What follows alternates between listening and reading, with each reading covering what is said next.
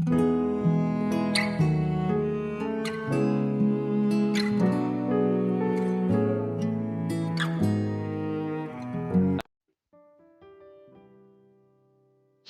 saudaraku, dimanapun Anda berada.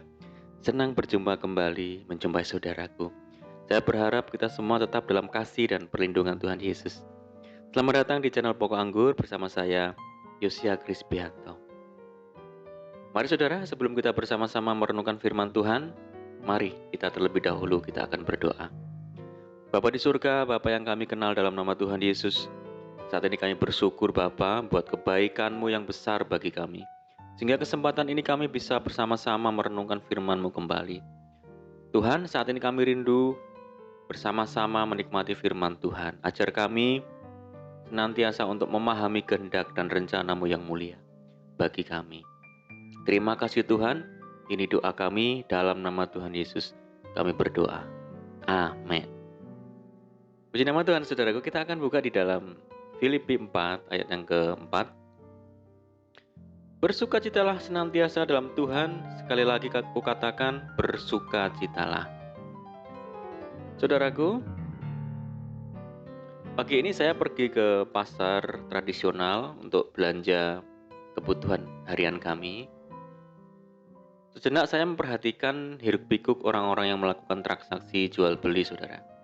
Saya cukup tertarik dengan para penjual yang mayoritas adalah para petani yang menjanjakan hasil bumi mereka.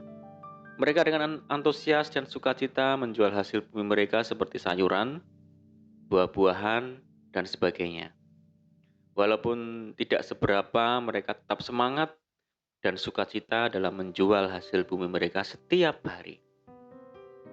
Saudaraku, berbicara mengenai sukacita, banyak orang berpendapat bahwa sumber sukacita dalam diri seseorang berasal dari materi dan situasi yang mendukung.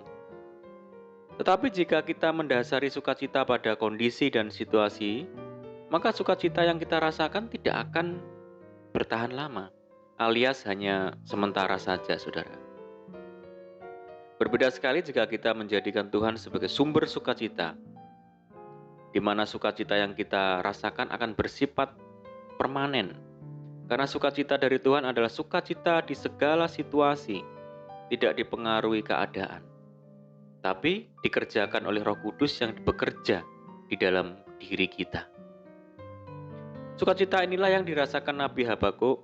Sekalipun pohon ara tidak berbunga, pohon anggur tidak berbuah, hasil pohon zaitun mengecewakan, sekalipun ladang-ladang tidak menghasilkan bahan makanan, kambing domba terhalau dari kurungan, dan tidak ada lagi lembu sapi dalam kandang, namun aku akan bersorak-sorak di dalam Tuhan, beria-ria di dalam Allah yang menyelamatkan aku.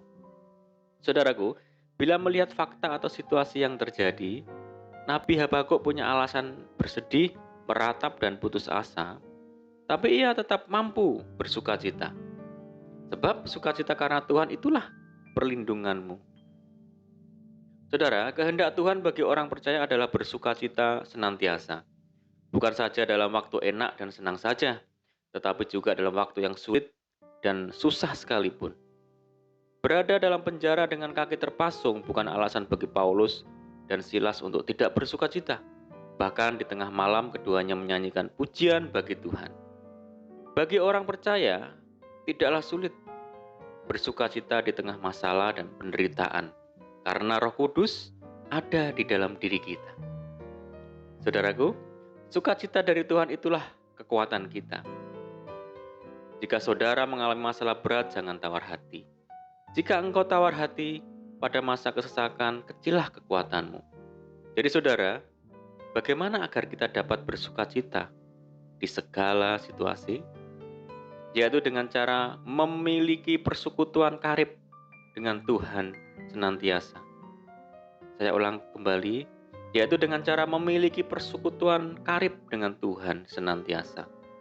Sebab kerajaan Allah bukanlah soal makanan dan minuman, tapi soal kebenaran, damai sejahtera, dan sukacita oleh Roh Kudus. Saudaraku, ketika kita mampu bersukacita di segala situasi, tidak saja kita menjadi lebih dari pemenang, tetapi kita juga akan menjadi kesaksian yang baik bagi orang lain. Haleluya. Puji Tuhan saudaraku. Mari kita berdoa. Bapa di dalam surga, Bapa di dalam nama Tuhan Yesus, Tuhan bawa kami untuk senantiasa memiliki sukacita sejati dari Tuhan. Sukacita yang tidak sama dari dunia. Sukacita yang tidak dipengaruhi kondisi apapun. Ya Tuhan, ajar kami memiliki hubungan yang karib dengan Tuhan. Bawa kami mendekat kepadamu. Kami berdoa bagi saudara-saudara kami yang saat ini sedang berduka ya Tuhan. Mari Tuhan, ubahkan duka cita mereka menjadi sukacita sejati. Berdoa bagi saudara kami yang dalam kesusahan. Mari ya Tuhan, hibur mereka dengan sukacitamu yang luar biasa. Terima kasih buat firman-Mu ya Tuhan. Ajar untuk kami melakukannya dengan setia. Untuk saat ini Tuhan, kami berdoa bagi saudara kami yang mendengar program ini dimanapun mereka berada. Mari Tuhan memberkati mereka. Bawa mereka ya Tuhan untuk hidup dalam terang firman-Mu, sehingga hidup mereka dipenuhi dengan hal-hal yang baik yang dari Tuhan. Kami berdoa bagi saudara-saudara kami yang terbaring sakit saat ini. Tuhan yang menyembuhkan, Tuhan yang memulihkan. Kami berdoa buat saudara kami yang hidup dalam kegelapan, bawa mereka ya Tuhan untuk melihat dan merasakan terang-Mu yang ajaib. Kami berdoa bagi saudara kami di tempat pengungsian. Mari Tuhan, hibur dan tolong mereka. Ajar mereka untuk senantiasa berharap kepada Tuhan. Berdoa bagi bangsa kami Indonesia. Tuhan memberkati, Tuhan memulihkan bangsa kami. Ini doa kami ya Tuhan. Kami percaya Tuhan mendengar seruan doa kami. Dalam nama Tuhan Yesus kami berdoa. Amin. Puji nama Tuhan saudaraku. Kita sudah berdoa, kita percaya bahwa semakin hari kita pasti dikuatkan oleh firman Tuhan. Mari kita tetap semangat dalam Tuhan. Jangan berputus asa, tetap kita berdoa. Bersukacita senantiasa. Sebab di dalam Tuhan kita sanggup melakukan segala perkara. Selamat malam dan selamat beristirahat. Doa saya menyertai saudara. Tuhan Yesus memberkati. Haleluya.